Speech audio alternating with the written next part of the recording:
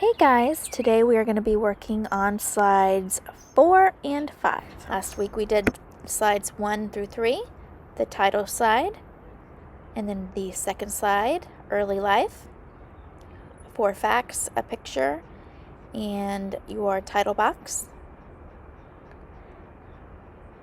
For the third slide, later life, you had your 4 facts, and then a picture, a title box, and now the fourth slide.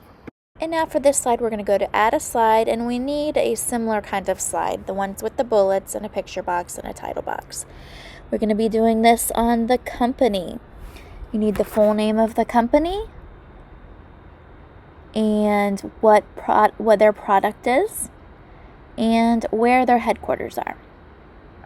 So it's going to be different for everyone's company. Some companies might have one product. Some companies might have a bunch of different products. Like, for instance, the Walt Disney Company has a bunch of different products. You have the parks, the movies, the merchandise. In this example, though, Chick-fil-A, they have less products. And if your entrepreneur's company is like Amazon or the Walt Disney Company, don't overthink it. Just give general examples. Maybe the movies, there maybe Disney Channel, and then the parks. I mean, you can't name everything. Disney owns a lot, so don't overthink it too much. So Chick-fil-A, I'm going to just say Chick-fil-A sells. I'm not going to write a lot because I know there are a few people doing Chick-fil-A for theirs, so I don't want to give them too many examples. So I'm going to go type in to get a picture, Chick-fil-A headquarters. So for this picture, you can do really anything. I'm going to look for a photo of their headquarters building. That'd be great. You can do anything like that. You can get another picture of the CEO of the company. You can get a picture of one of their products if you'd like. It's really up to you. You don't have to have the headquarters. I just thought it would be nice to have that. So here I am looking for a good headquarters picture. There's an Atlanta, Georgia. So here I'm going to use this one. Now I'm going to drag over the big version so it's a high resolution picture. And so that does it for this slide. The headquarters and then the products. And the products is going to be different for everyone. Some might be harder or more typing than others, but that is what it is. So now we're going to go to slide 5, which is definitely the most time-consuming slide out of all of them. It is your timeline. So for your timeline, you want to go up and get a blank slide so you can build your timeline.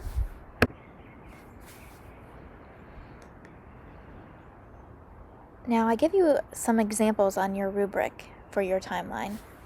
There are a lot of different ways to make timelines, and if you Google it, you'll find a bunch of different examples as well. So this is your chance to be creative. I don't just want a line with some text boxes. I want you to use graphics. I want you to make it as creative and original to your company as you can. So I'm going to start by making just a line. And again, this isn't how you have to do it. You don't have to even have a line for a timeline. For the examples I have on my rubric, you'll see there's really not even a line on those. But I'm just going to do this just because this is probably the easiest way to do it. I'm going to bump up my line to make it a little thicker. And that looks pretty good to start with. So in the Keynote program, and probably in the program you're in, you can go up to shapes. So I searched for a chicken shape because I'm doing Chick-fil-A. So I drag my chicken in, and we need at least 5 different dates. So if I wanted to just copy and paste these chickens, Command C, Command V. If you're on a PC, it's Control C, Control V. You can just copy and paste them if you know you want to use all the same thing. Now I could also try to look up sandwich, but that's really not the right kind of sandwich. Maybe if I do burger, here's a hamburger. That's not really what I'm looking for, but if you were doing McDonald's, you could do that. But here I can get a cow, and now that's in their advertising campaign, so that would definitely work for mine. So maybe I want to alternate between cows and chickens for mine. Now there's so many different shapes you can use, or that you can even build with the shapes. So make it personalized for your company. If you're doing Microsoft, you could do little laptops. I know in this program there's little laptops, little computers. There's so many different options that you could use. Okay, so I made all of my animals red because the Chick-fil-A colors are red, and I want it to all go nicely and be cohesive. So now I'm going to click inside of my chicken and type my first year, which is 1946. Now you can do a couple of different things for your description. You can just use a text box, or you can use a shape and type inside of the shape. I'm just going to use a text box, so I'm going to type my first date description for 1946.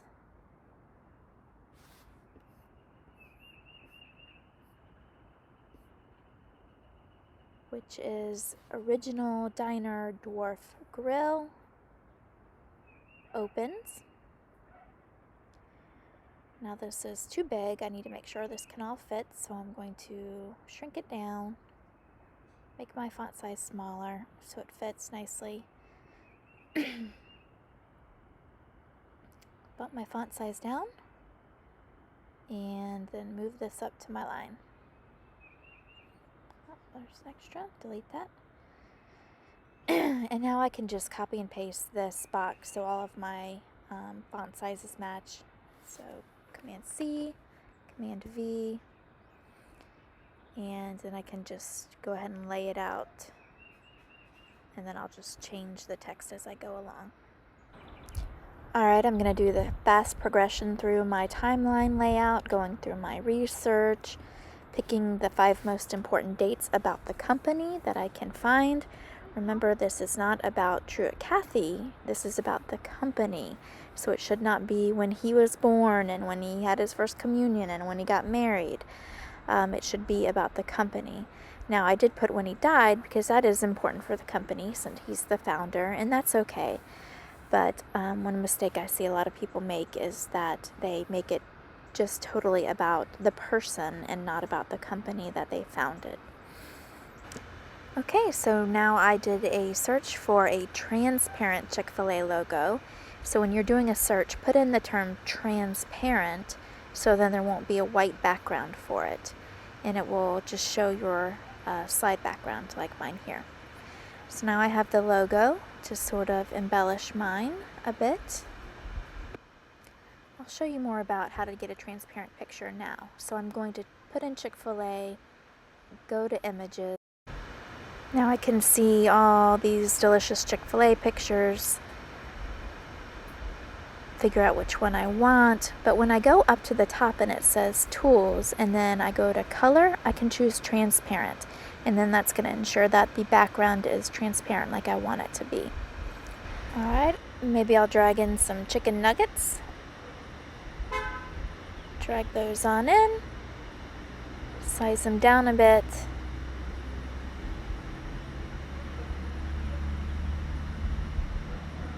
There we go. Drag them to the top. Maybe there's fine. Let's see what else I can find. Maybe bring this sandwich on over as well. And there we go. Drag that in. Oh, that comes in huge.